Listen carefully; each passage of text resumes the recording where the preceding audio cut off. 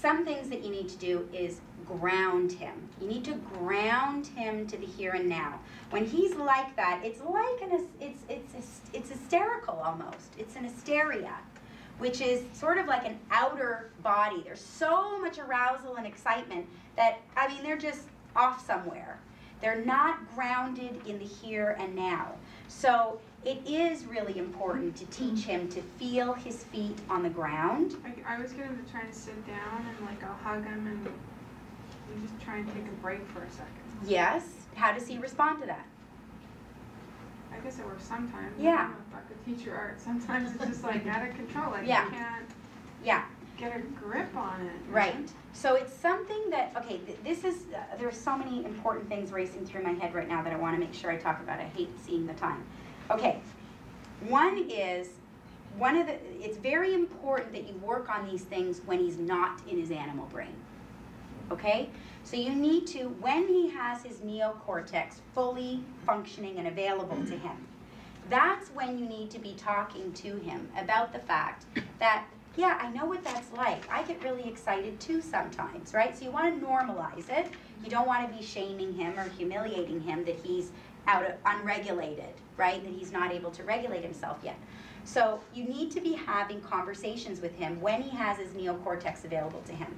That there are times when he gets overexcited and that that's totally normal and that, you know, a certain part of your brain is functioning at that time. It's at 5, he will totally think this is cool. And you can talk to him about that a part of your brain lights up like a Christmas tree when you're really excited and the rest of your brain kind of shuts down. So you know what we need to do in those moments is we really need to help you access the other part of your brain. It's really important for you to always be functioning with the whole part of your brain. So there are ways that we can do that. We can do that with simple little exercises that we're going to practice now so that if you practice them when you're fully functioning, then when he's not so fully functioning, they'll be a little bit more automatic, right? That's how the brain works.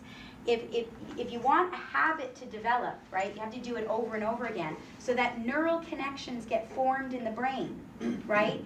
And they get more deeply embedded because you're doing it over and over and over by practice, practice, practice, so that it becomes more automatic. So that in the moment when he is losing it, those things that you practice together, those grounding, centering, breathing exercises, orienting to the world around him, noticing, okay, I'm here and now. I'm in this place. These are the requirements for me when I'm here, right? Oh yes, this is, I'm in the classroom, I see, because they get so carried away and they're in that part of the brain that they get very narrowly focused. And they stop recognizing where they are and what the demands of that place are. Mm-hmm. So it's a conversation to have many times when he's in his fully functioning brain, and there are very specific exercises of having him. You can have him, you can have him sit in a chair. Okay, so these are short-term resources in the moment when your children are out the optimum zone. You can have him sit and notice how he's being supported by the chair. Have him really push his back into the back of the chair and notice how it's supporting him. His feet on the ground. Then have him put his hands on his belly and play a game. I love playing this game with my, I have child clients and I worked in schools for many years and did this with the children there of all ages. Have him put his hands on his belly and to breathe through his nose, okay? It's very, very important. Those of you who do yoga understand this. When you breathe through your mouth, that's how we breathe when we're in a sympathetic nervous system response, when we're getting activated. You want a really good workout doing yoga? Do yoga breathing in through your mouth, because that tells your animal brain that you're in fight or flight and you get really aroused and you sweat and you work out and you have a really good workout. When you breathe through your nose, on the other hand, you actually stimulate your parasympathetic nervous system. And when you breathe into your belly, a lot of people in that state, their breath gets cut off at their chest. Yeah, it doesn't go all the way down, okay? So what becomes important when he's in that state, and he's doing this kind of breathing because he's really excited, right, is to redirect that. First, have him get grounded in the moment, feel his feet on the ground, feel himself sitting in the chair, whatever that might be. If he's too excited to do that, Have him orient. It's very, very calming. Like you ask them questions? Like you say, what colors do you see? Or There's a little game. All of this is in my book. There's a game called I See, I Hear, I Sense. I see, I hear, I sense. And you play it together. You go first. I see the color purple. I hear a bird chirping. I sense, ooh, I'm jumpy inside. Right? Okay, your turn. Oh, okay, Ma, I see brown over there, and I hear the traffic, and I sense my leg is kind of shaking, right? So he's getting grounded in his body, in the here and now, through his senses. Now you're speaking his language, right? The senses are what are going to help you communicate with that part of the brain that's so active in him, okay? So there are different activities that you can play. Now, back to the breath. Breathing in through the nose stimulates parasympathetic, and have them have their hands on their belly and breathe the air into their belly. Have them really blow it up like a balloon. Have them imagine that it's a big hot air balloon and they're going to float away, you know, but whatever you have them do, they have to be pushing their hands out, right? Pushing their hands out by filling the belly up with air. When you get the air all the way into the stomach is actually lined with nerve endings that get triggered by oxygen, by the breath that you put there, and that activates the parasympathetic nervous system. So you're breathing in through the nose into your belly, and you do 3 or 4 of those while they are feeling connected to the ground, noticing where they are around them. And you just, if you could have them hooked up to a machine, you would see everything start to come down. You'll see the color change in the face, everything. If we do something, not the belly thing, but like when he gets excited, scared, or upset. Yeah. We always like breathe, and he'll do it now, and he even tells other kids to do it at school. Breathe, and he brings his hand, breathe Good. down, Great. like that, you know. Great. But we've never done that, so that might work even better. Yeah. Because I don't know why, but I don't think to do that. Because usually when it's this kind of thing, there's other kids, and maybe I feel a little embarrassed. Like, well, hold on, everyone. Let's have the world revolve around me and my son for a minute. Like, you know, if there's a lot of people around. Yes. Well, and especially if it isn't well rehearsed, then everybody's sort of anxious in that moment. But if you've really been rehearsing it, if you do it every night before he goes to sleep, for example, okay? And if you add to that a visualization, find out what your child's safe place is. I have a visualization in one of my books too, from another book. You know, if you don't want to see mine, there are lots of wonderful books out there about with visualizations. But you could find his safe place, and then have him access that. So you do these grounding kinds of things, the breath, and have him imagine the same place. Some of my children love to imagine that their best friend is right there with them, right? Or if they have a special grandparent that they really have a deep connection to, or they have a guardian angel, and have them imagine that they're right there with them. You had a question, yeah? I just wanted to add something, another breathing technique of breathing in through the nose and then exhaling through the mouth. Right, he does and that. having them follow their breath, so there's a circle. It's very calming. What do you mean follow their breath? Yeah. Have them visualize following where his breath is going. So you're breathing it in, taking it into your body, and then exhaling through your mouth. So it's actually a loop as opposed to going in and out. One passage. It really is one of the most powerful ways for any of us to get in the present moment is to start focusing on our breathing. And focus on deepening the breathing, noticing, oh God, yes, I'm breathing really shallow and quickly and in through my nose, and that's not good.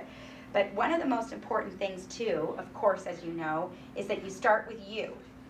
So when he's going like that, a lot of times as moms, I can only vouch for myself, but I imagine it might be true for all of you, I go there with him. So the very first thing I have to do, you know, on an airplane, you put the gas mask on you first, right? Of course we want to get it on our baby. But what do we know? That that's actually very unsafe, and it's not healthy for us to be worrying about taking care of the baby first. We have to take care of us first. So you need to ground. So all of these exercises are really for us. And when we have possession over them, then it becomes a gift that we can give to them. Well, it's funny that you say that, because I guess I've just had like this little epiphany about how it seems to be a lot easier when there actually isn't other people around. Yes, because you're not as activated. Right, when you said that, I thought of a birthday party with one of the kids from the class, and it was in a very small setting, and there was my son, like a ping pong ball, climbing on all of the furniture, literally, and my anxiety level was rising, and I was trying to get him to stop, and he was having a grand old time and very excited, and he's knocking over bowls of God knows what snack, and I'm picking it up, and I felt more and more and more anxious, and he wasn't listening, and he wasn't listening. Before long, I was actually in tears. Yeah. Because I didn't know what to do. That's right. And one of my friends from the class was like, Lise, calm down. Yeah. It's cool. Like, they're not going to freak out that he's broken half the things. And like, it wasn't that bad, but I couldn't, I couldn't bring him back down. And I guess I was embarrassed about the situation, because it was in the middle of the party, and I didn't want to make a scene. And I ended up making a scene by not wanting to make a scene. You know? Absolutely. We've all been there. And we can't bring them down when we're not. We really can't. It's impossible. They are sucking us up like a sponge. So it's impossible. So yes, do know that you start with you, and when you know, and I can vouch for this, because it's just turned everything around when I start with myself. And then get to him. And Harvey Karp is so good in Happiest Toddler on the Block. Sometimes you need to, and this is a whole other thing, and it's time, but when you get down on their level, okay, so they're in their animal brain and they're freaking out. This is really true with, you know, tantrums or upsets when they're really frustrated. Like, for a long time, Jules didn't want to get in the car seat. I don't know if any of you have had that, but my God. Oh, and he's so strong. They're so strong because they're in that animal brain. The mother can pick the car up off the baby, and, you know, the 2-year-old can break your arms and your legs because there's so much energy in there when they're in their animal brain. They don't want to be in that car seat. So Harvey Karp taught me I have to resonate with the part of the brain he's in. And so I would get down on his level, and I would mirror back to him exactly his emotion, the intensity of his emotion, the words he was using. And when I mirrored it exactly, you can't paraphrase, because then somehow it invalidates. You're still not getting it, and you're still not getting it. And in fact, he does this all the time. He will repeat and repeat and repeat and repeat until I say it back to him exactly how he said it, and then he shuts up. It finally, there's something clicks in there that, okay, I've now been heard. I know she's heard me. And when I go down, like Harvey Karp taught me. Will you, like, give an example? Well, a literal like, example. Like, you scream back at him? Yes. How'd you get him in the car? Yes, you have to get him in the car. Yes. Oh my God. If he is screaming at me, I am screaming at him, but I'm not screaming in a I'm screaming what he's saying. You're not screaming at him. No. You're screaming with him. Yeah. So he'll be saying, no car seat, mama, no car seat, mama, no car seat. And that's exactly what I do. I go down, I look him in the eyes, and I say, no car seat, mama, no car seat, mama, no car seat. Now, most of the time, he'll go. And poop, poop, poop, and we go. And I swear to God, it's like this thing over, it's his brain and my brain just touched each other. Yeah. It's like, you get me. And I've been doing this for years, and I didn't know. You didn't know, right? No. You know, a real quick suggestion for helping your child to feel grounded in a more proactive measure is the use of bean bags.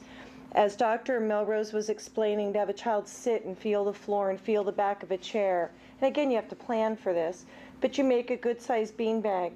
And before the event, you have them practice it on their head, on their shoulder, on the back of their hand. It's a kinesthetic reinforcer to help ground them. It's kind of like a biofeedback on a kinesthetic level, so that it helps them feel grounded. Yeah. Through the use of a beanbag. It helps them feel their their bodies in space and time. Like it gives them a sense of where they are. The occupational therapists talk about proprioceptive skills, which is your sense of where you are in space and time. Some people need to feel a surface. They need to feel a weight or something on them. It just makes them feel here and now. And that's what a lot of kids who are unregulated aren't here and now. They're way off somewhere, right?